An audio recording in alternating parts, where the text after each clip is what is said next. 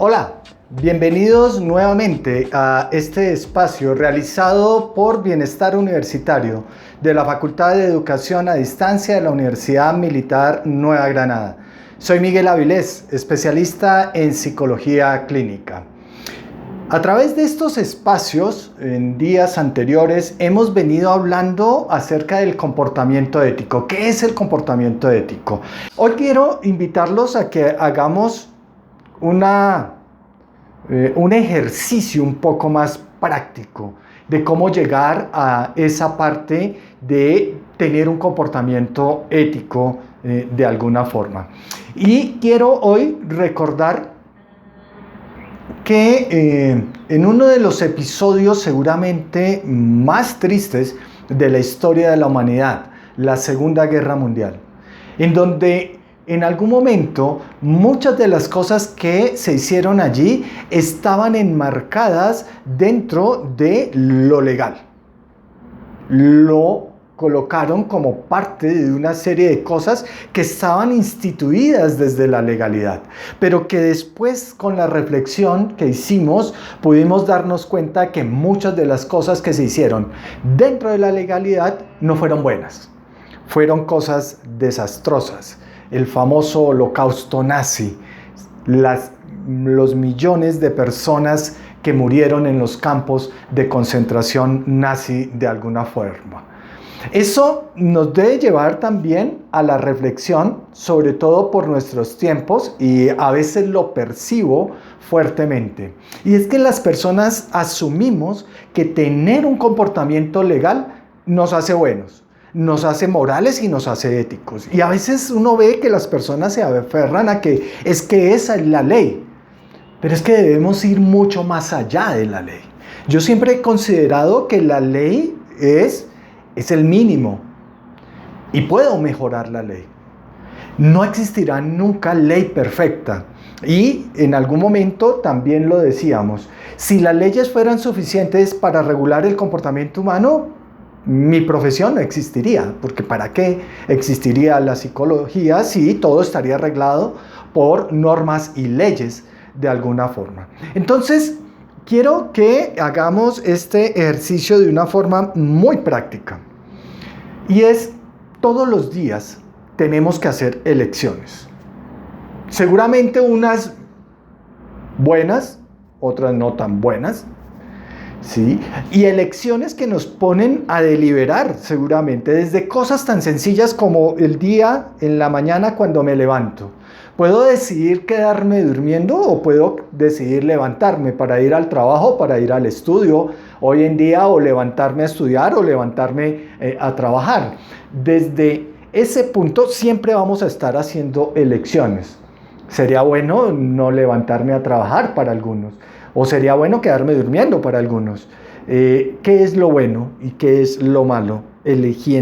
Tratando de hacer esa elección seguramente. Y entonces todos los días estamos haciendo elecciones de cosas que pueden ser buenas o que pueden ser malas seguramente. Y a partir de que tenemos que hacer esas acciones o esos comportamientos, siempre aún, y lo he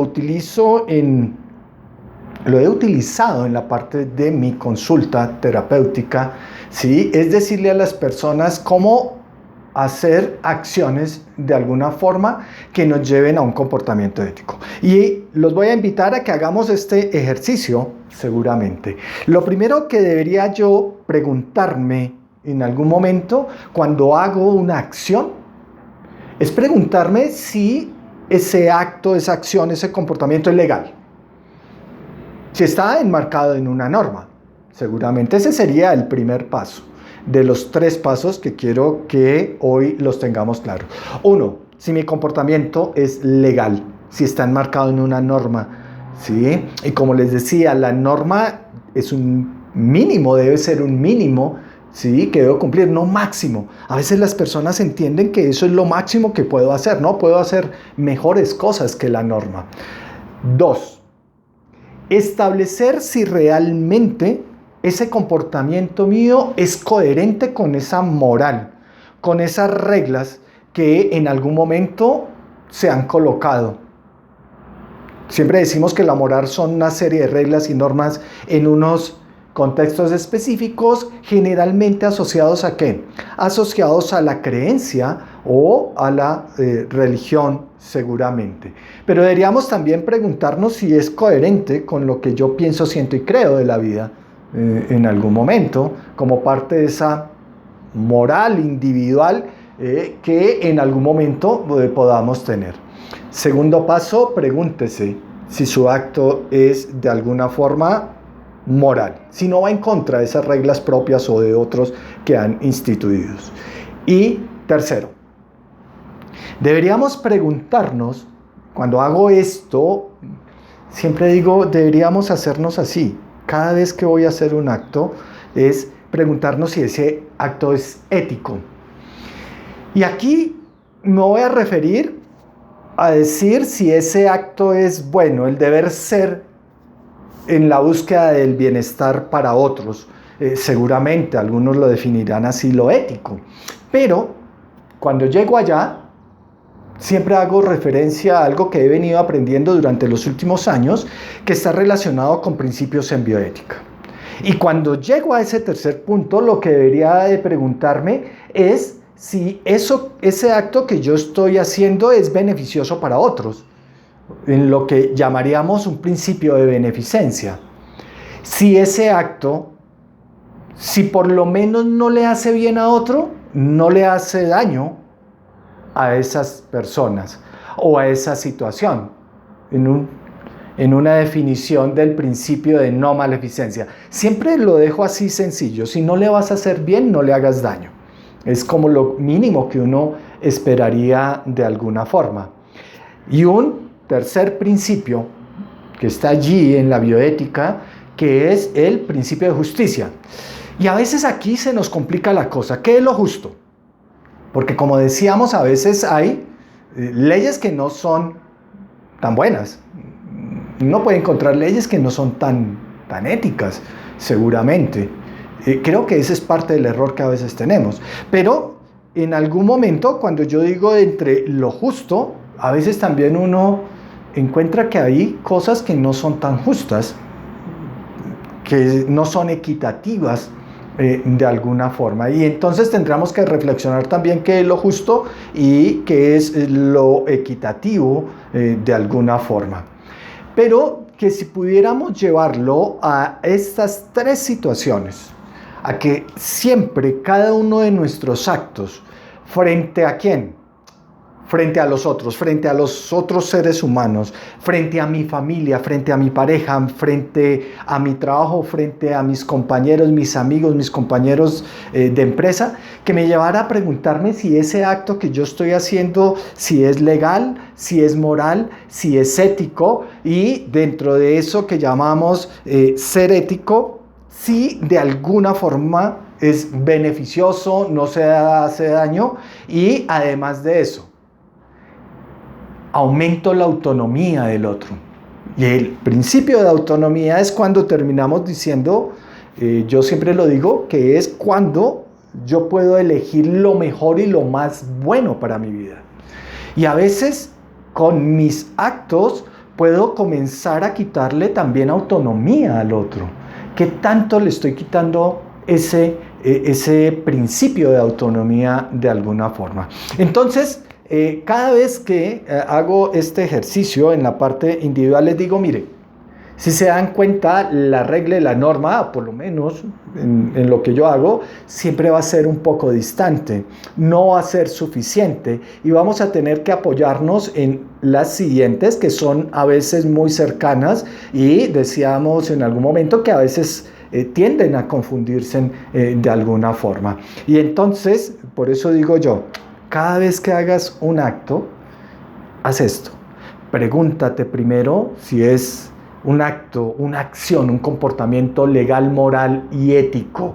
Y de ahí vamos a comenzar a hacer ese tipo de reflexiones. ¿Qué es lo bueno y qué es lo malo? Seguramente también una de las cosas que uno termina encontrándose es que a veces tenemos que hacer elecciones entre lo bueno y lo malo. Y a veces escoger entre dos cosas buenas es fácil. ¿Escojo cuál? cualquiera de las dos. Entre una buena y una mala, ¿cuál escojo? Pues la buena. Sería tonto escoger una mala teniendo una opción de escoger la buena. Pero a veces la vida nos coloca a elegir entre dos cosas malas. Y entonces a veces dicen, bueno, ¿y ahí cómo hago la decisión? Y entonces surge un tema que es, entre dos cosas malas, escoge cuál. La menos peor, la menos dañina, la que menor daño pueda generar en el otro. Desafortunadamente a veces uno observa que las personas reaccionan con la más mala, con la que más hace daño de alguna forma. Entonces, con este ejercicio claro, sencillo, que nos lleve a tener un comportamiento mucho más ético, yo quería también invitarlos a que comenzáramos a acercarnos al tema de la ética, en primer lugar, a través de la lectura, a través de estos ejercicios, a través de informarnos un poco más a través de la ética.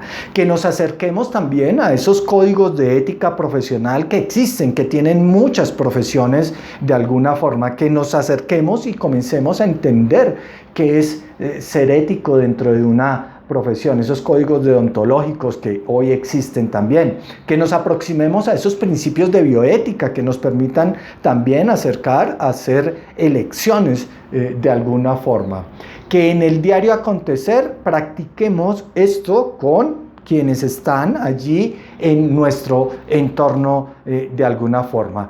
Recordemos, el comportamiento ético es diario. Es una elección diaria, es una elección también de autonomía. Soy yo el que decido qué tan bueno quiero ser.